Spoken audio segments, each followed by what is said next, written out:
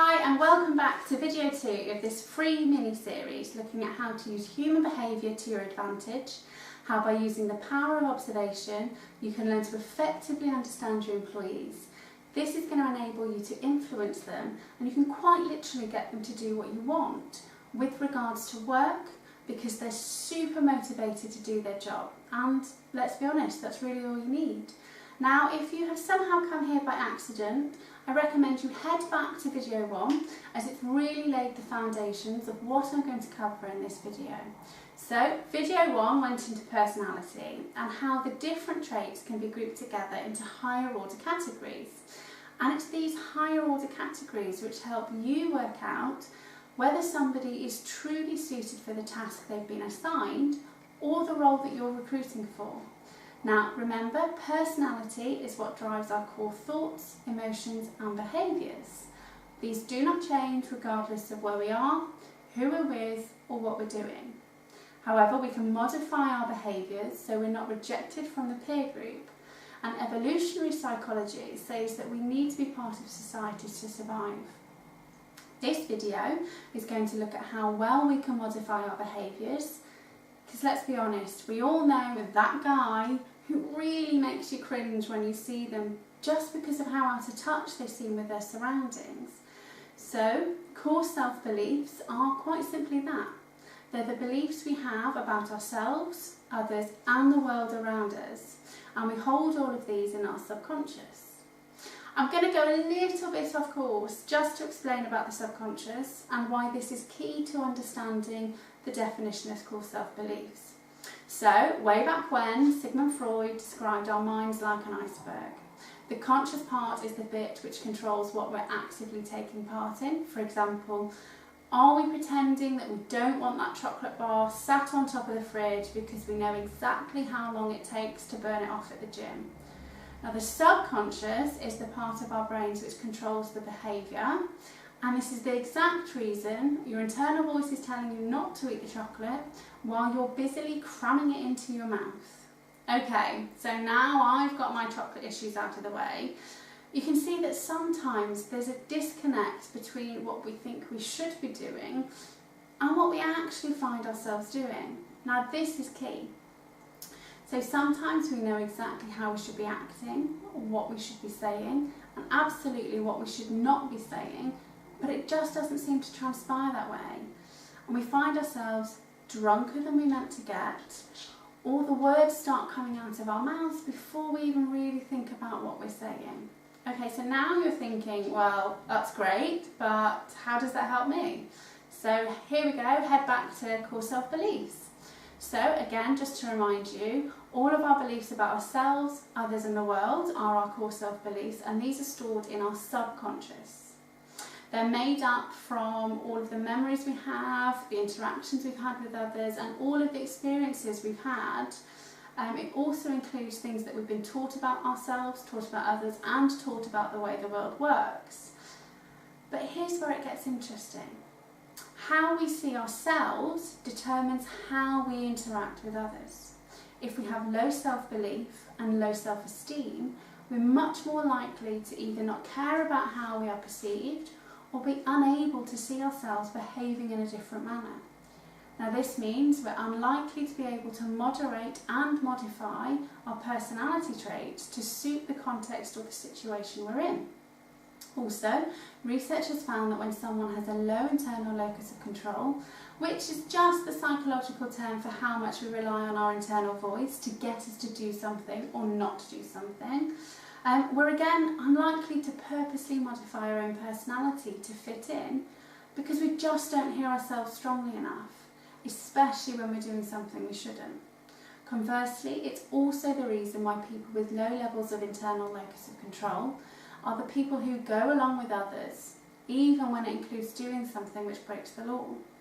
So finally, research has shown that high levels of neuroticism, which is one of those personality traits we went through in video 1, also means you have less control over expressing your core self-beliefs.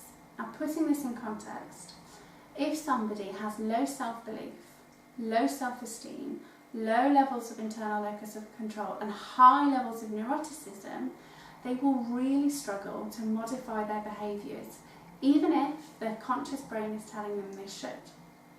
They will be acting and reacting in line with their core personality traits and with their core self-beliefs. Now, if both of these run counter to the ideology of the organisation or is out of sync with the role they're in, it's going to be really damaging for your business. Imagine if, and this is just an extreme example so you can really get your head around it. Okay, so you're a teacher who works in a faith school, but you've always been brought up as an atheist. Now, this atheism is your underlying core self-belief about the world and about religion. Now, while in some cases it may not interfere with teaching, in this case, because you have low self-belief, low self-esteem, high neuroticism and low levels of internal locus of control, every time you're talking about religion and every time you're involved in the assemblies and prayer time, your behaviours are really negative. Now, you might actually say all of the right things and tell all of the right stories, but your behaviour is just completely out of whack with what you're saying. You're just simply not selling what you're hustling. Now, importantly, because we're all social creatures and we all understand non-verbal communication, we have an instinct for when we're being duped. And the fact that your behaviour and the words you're saying don't match would absolutely set alarm bells going off in your gut. You may not outwardly know what's wrong, but you might get a feeling that this person in front of you is really not to be trusted, or that they're just out and out lying, but not really ever know why. However, that feeling is enough to implant that thought into your subconscious and turn you off from mingling with that person again. So why is this important? Well, if you don't acknowledge your own biases and your own thoughts about who you are, who everyone else is, and about the world, you are unwittingly carrying all of those around with you and with all of the interactions with your staff. So every time you're talking to them, they will be getting that feeling, telling them just not to trust you. And if they don't trust you, they really are not going to work for you. Now, for example, if you're working for an organisation which prides itself on donating money and supporting cat charities, and this is built into all the marketing material, all the sales materials at the bottom of every email, it's part of all your goal structure, and you get told, right, as a team, if you make an extra 1% in sales, by the end of this week, we will match this in donations to the Cattery Cat Foundation. But here's the thing, you hate cats. You got bit by one as a child, then the neighbours kept killing the birds in the garden, and your friend's cat scratched you, and all of this other stuff, which fills you with utter cat loathing. And you're trying to convince your team to work extra hard to give these cats money.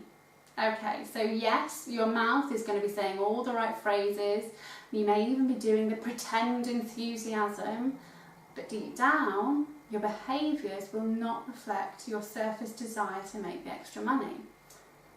Now, your team will absolutely be able to tell you that something just doesn't add up, and this is likely to have a knock-on effect and then just not do the work.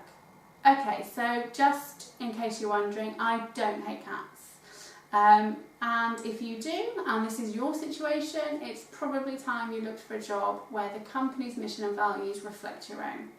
Or you just admit you don't like cats, but respect that other people do. After all, they're living creatures and they can't all be bad, eh? But by accepting your bias, your team members understand the fake enthusiasm. By just acknowledging your own biases and prejudice, that hinky feeling people get due to the disconnect between your behaviour and what you're saying will go away. Now, knowing this will also enable you to try and delve a little more into your employee's psyche and work out what their biases are, and this will help you when you're setting up your motivational incentives, restructuring a department or recruiting somebody new into a role. So the take-home message of this video is pay attention to what their body says, not just what comes out of their mouth. Plus, pay attention to what your body's saying if you start to notice something just isn't right. So tomorrow we move on to video number 3, which is all about self-monitoring behaviours. Now, this is the last piece of the triad of human behaviour, which is really going to help you to support them right back to loving their job and essentially making you a ton of money. Now don't forget to download your core self-belief cheat sheet, which you can grab below the video. And if you're interested to learn how to really use these, then sign up for the 007 Masterclass.